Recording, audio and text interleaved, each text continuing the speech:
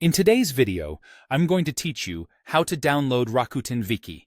By the end, you'll know exactly how to access the app from your Rakuten account, plus a simple way to watch online without installing anything, and how to start streaming with a free account. Begin by signing in to your Rakuten account. Open your preferred browser, head to the official Rakuten website, and log in using your secure credentials.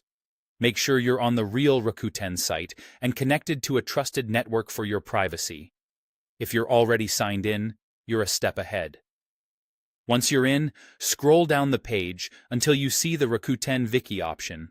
It may appear as a tile, card, or link in your Services or Apps section.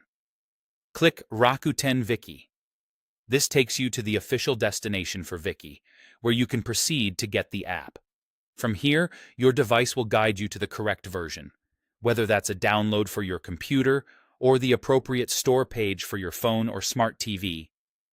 Follow the on-screen prompts and let the download complete. Staying within the Rakuten link helps ensure you're getting the authentic app and not a lookalike. If you'd prefer not to install an app right now, there's a quick alternative. Simply go to viki.com in your browser to watch online. This is the official website for streaming, so you can access shows and movies directly without taking up storage space on your device.